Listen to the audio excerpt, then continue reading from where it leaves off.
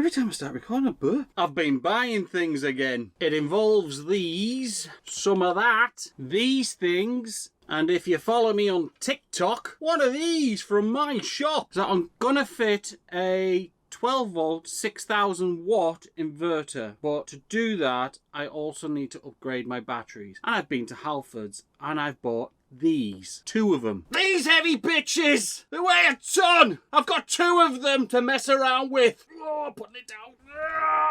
Where am I putting them? Under here. So I've also bought 2, let's bring you a little bit closer. Let's drop this down a bit so you can see me. There we go.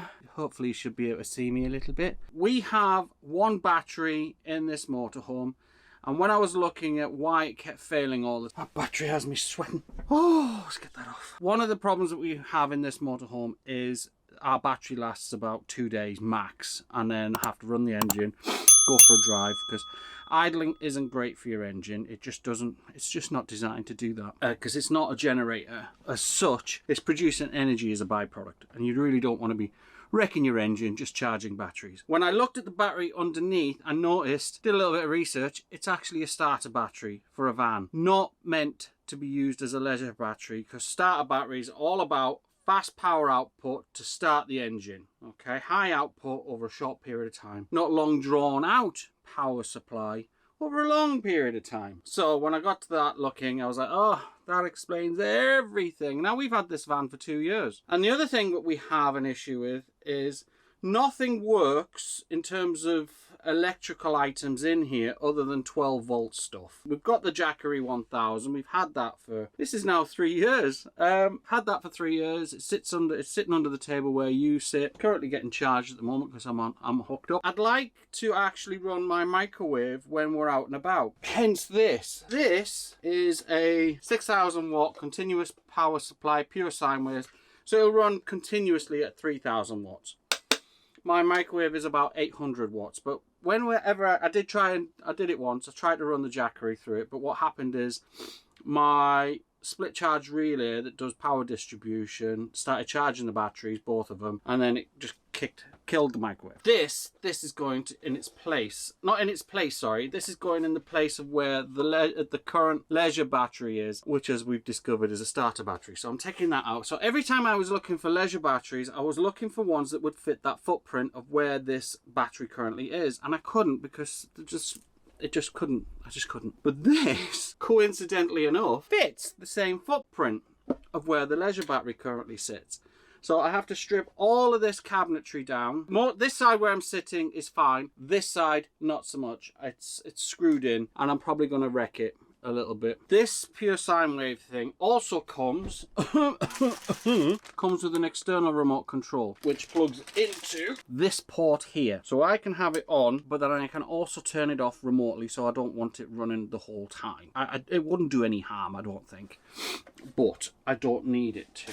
So I spent a little extra, got the bigger model, because I was looking for the remote controller, which has led me then to buy a multi-tool, so I can drill, make holes for that. And the other thing I've also bought is some external sockets. So what I'm going to do essentially is plug in a socket into here, create an extension lead with a surface socket, so just snip the cable and run it that way. And the second thing I'm going to do then is plug the microwave directly into this one, so we have now a spare socket externally here. For whatever reasons, it'll be near the door, so it'll probably have more practical use, and this one will run the microwave. So I've got to disconnect the microwave from the mains adapter that's in my split charge relay system, electrical management system, put a plug on it, and then plug it into here. So that means when the inverter's on, the microwave works, which just gives us a little bit of living the modern life. You know, I've got a microwave that I can never use unless we're on hookup, and we're usually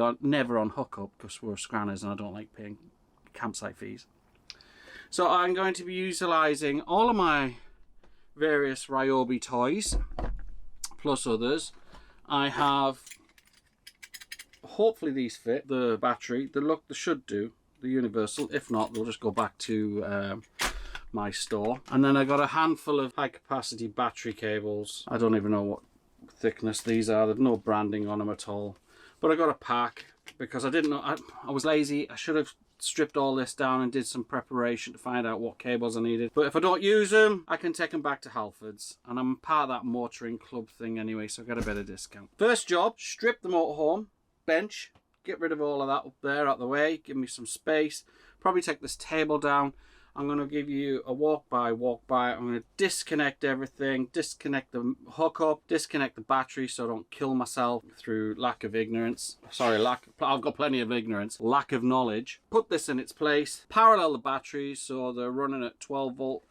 And I also understand how to get the negative to... I'll probably have to follow up. I'll probably need a longer negative cable for it to run to the negative point here, and then the positive. I don't know. We'll see what we're dealing with when we're dealing with it, but I'll fit what I can. I'm not expecting this to be done today. It is Sunday, 2:20.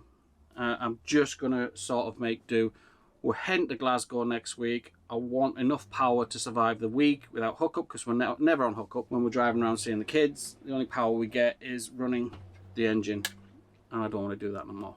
Without further ado, I think I've waffled enough. I've explained what I'm going to do, and I'm going to bring you along so you can watch me royally cock this up. So here we go. Well, it didn't take me long to fuck it up. I disconnected the power, obviously unplugged the battery, and then I also thought I turned everything off. So turned the mains off and everything else like that. Red lead, the positive, touched my charge controller, so it's like the van's electric heart, and it blew this bitch.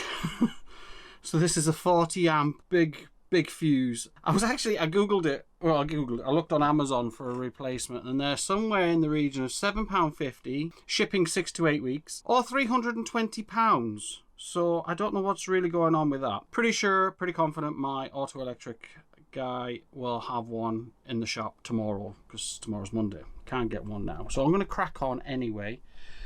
The reason the charge was still in the positives was this. That's my solar charge controller, so it's still charging my starter battery. So yeah, the solar charger is still charging the starter battery of the van. So that's why it's still technically live, and I don't know which one is which to disconnect it. So anyway, moving on. I've cut some wood out just so I can get this. There it is. That's the positive. The negative is sitting down there out of the way.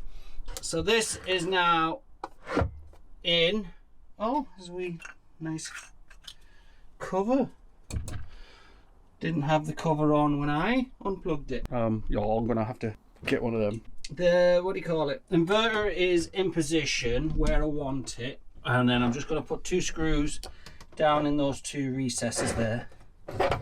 Ignore that bit, it's rubbish. I'm going to give it a little hoover out, because you really don't want anything combustible. You see all this crap here?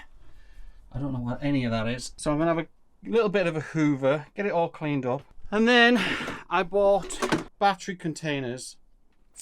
Just belt and braces, really. I don't want any splashing. I know they don't splash. I know they're completely sealed units. It's more for my peace of mind. Those boxes come with straps. So once I've got everything cleaned out, I'm going to fit them in, drop the batteries in, and connect as many of the batteries up as I possibly can, the 2 of them, and get them to where as close as where I need them. Problem is, the negative is a short cable, and these 30 centimeter ones just aren't going to cut it. So I'm going to have to, once I've got the batteries in place, I will know where then how long I need this last negative to be, because the positives run from the positive terminal at the first battery closest, and the negative from the last battery at the far end has to run to make the chain. Otherwise they won't work in unison. One will be constantly being drawn on, the other one will be getting the majority of the charge. So it will just kill the life of the batteries, and that's why you need to get 2 batteries of the same brand rating, and if you can, manufacturing date. I don't even know what mine are. It's beyond me if it is. Oh god, it's for February. It's quite warm in here. Obviously I haven't got the heating on because I've no power in here, but yeah, it's quite warm and it's pleasant. but I'm sweating. So anyway, I'm going to crack on with this, give it a quick hoover, and then I'll bring you back and let you know what I'm up to. Pissed off I blew a fuse. Rookie mistake. Rookie. Hopefully it hasn't done any damage elsewhere. It shouldn't have done, that's why I've got fuses. Pish. Right, I'm going to crack on. I'll bring you back in a minute. Where am I at now? To be honest, not much further on. I've just come to the realisation that my van electrics come out from one point on the switch relay. So this thing, the electric system EVS 3820, that runs everything. So my mains comes into that as a mains power supply. It then distributes everything via the 12-volt sockets. The fridge must be on a main circuit loop and must have its own power supply behind the cabinet that I can't get access to because it's pretty well glued in there, which is fine. I can't get to the microwave. I'll just have to live without the microwave. So what purpose will I have for the inverter? Good question. Because we already have a power bank. I don't know. The other thing I can think of doing is switching my power supply in. No, that won't work either. I'm struggling. Do you know, if I could... Can you put an inverter onto the electrics of an existing electrical system? That's my query. I think I can, but not at the same time. So to use... Yeah. I think I can. I think possibly... Oh, I need to speak to an electrician. What I'm thinking is, when I'm on shore power or on a hookup, right, the electricity comes into that electrical box. I'm going to speak to a friend of mine. I'm going to speak to a friend of my son's, Curtis. So essentially what I'm thinking is that when I'm not on hookup, I can switch the inverter on, okay, which will then feed the electrics, all of them, including the microwave, which will be great because we've got like a socket over here and we've a socket over the cooker, and there's a socket where the TV would have went back in the day. So we've got 3 sockets. It's no biggie.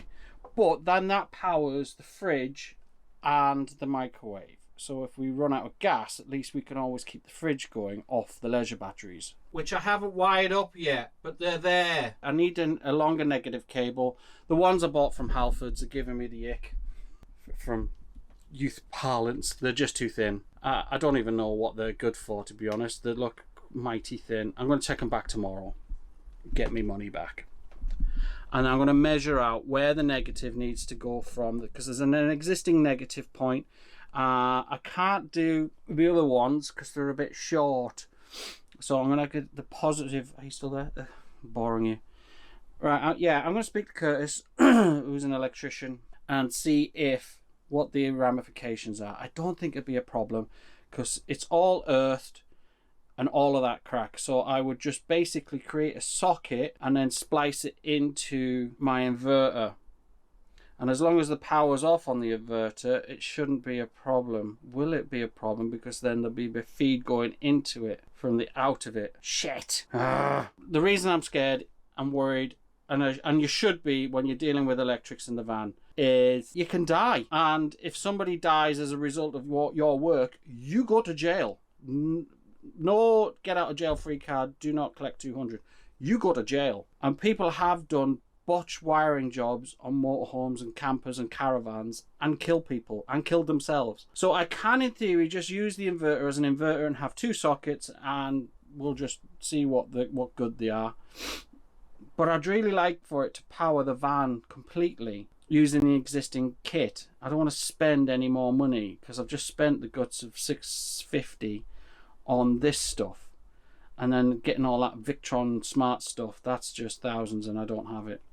I've already got solar charge control. It's flashing. One of the batteries is obviously missing because I've took it out and they're not wired up.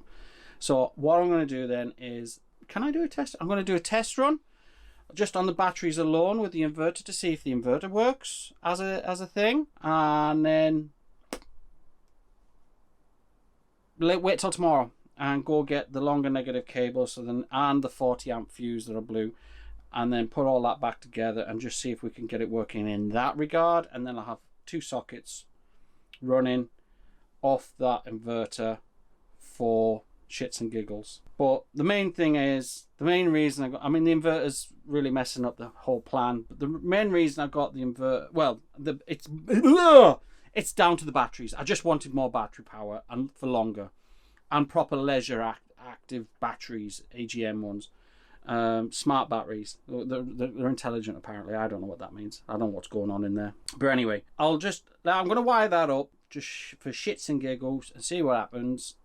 No, I can't, because the cables I've got are tied, so I can't even do that, and I don't want to just use one. Right, I'm going to do that. I'll tell you what I'm going to do. I'm going to put all the sockets in, make all the holes, clean that all up, ready to go. And then, so what I'm going to do is I'm going to strap down the battery cases, make the holes for the sockets that I've got. So I've got some sockets from Screwfix. I've got the backing plates to go in. These are like sort of clever ones that's for plasterboard, so they don't come forward. I'll put them in and make some more holes and make some more noise. Come back to me in a minute, and we'll see what the crack is. Day 3. Day 2 didn't do anything, because day 1 I hit a wall. I couldn't work out how to get all this connected and working and things. So I spoke to my son's mate, Curtis, who's a qualified electrician. Doesn't know anything about vehicle electrics, because he's not an auto electrician, but he did plant the seed of what's called as a generator switch. So, sorry, a generator switch over part, a plug switch thing. Anyway, I'm going to strap you to the table here and show you what I've just ordered, because it's just arrived. So let's get this. Let's get you in position. Ordered more cable, the thicker stuff. This is I don't know, it's quite chunky. It's the 16mm. I got the stuff from Halfords. It was just too thin, so I got a refund. I think it's in this box here. Done some YouTubey videos. I'll try and find it and put it back, a link up here if you want to go and work out how to do this. But switch 1 is essentially mains power. So the mains power will come in and then feed the system like it normally does. So my outdoor socket that comes in, that you plug into the mains or on a campsite, that will come in and it'll go directly into this. Number 2 will come from the inverter, which I will then switch on, which again will then send power all around the van. So essentially what I'm doing is just selecting which source of power, so I don't fry my van. So because you can't connect them both in the same source, I can't connect it and have the inverter on, because I'll probably wreck everything and set fire to stuff. Not what I want. So I've got this. This is, thank you Curtis, by the way, if he's watching this. I do know he follows. So one will be for mains power coming in. I will wire this in, and then this one will be for the inverter, and that will give us socket power, let my microwave run, and my fridge, not off the gas. So it'd be great if I ever run out of gas at 3 o'clock in the morning. I can just switch it over to the inverter if I need to. So this is literally just giving us shore power on the road from the inverter, which is now in situ. So I'm going to strip this down and get that all wired in ready. So I've got cables ready to go. I've sort of been messing about. It's a bit nippy in here. I've got the gas running in the background. And in this box here that's just arrived, it should be a bag of other cables and a new battery terminal crimping tool, because I got thicker cable, because the one from the inverter is too small. So that's the beast. So this is the heavy duty cable, and I got 1 meter of that. that will then connect the leisure battery to the inverter, which is where the majority of the load comes from. The cable connecting to, I also got a lug sort of terminal extension kit because it's getting a bit busy down there. This looks like my crimping bits and pieces. Ugh. I ordered more cable.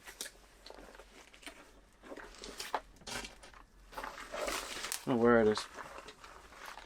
So this is my lug crimper. There we go. Come on, you bitch. No. No. Oh, nice. Didn't realise they were going to do that. Have got heat shrink, but it's nice to have more because I managed to only get a bag of red, black, so I've got red now as well, which is perfect. And large lugs and the tool to use it. Honestly, at this rate, I could start building camper vans professionally. Crimper!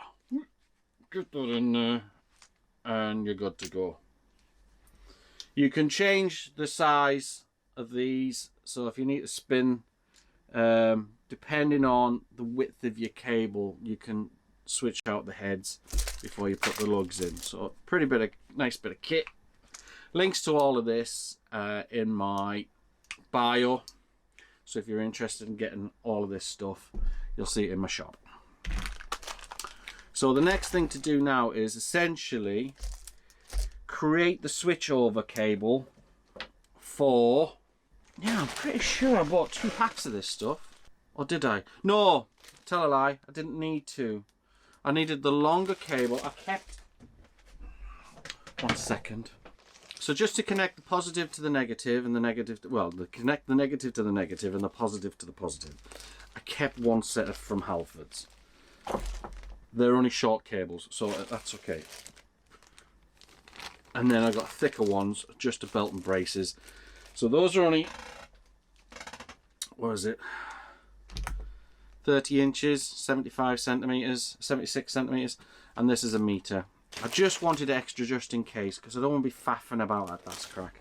And then I can't show you on that one, but I can show you on the negative.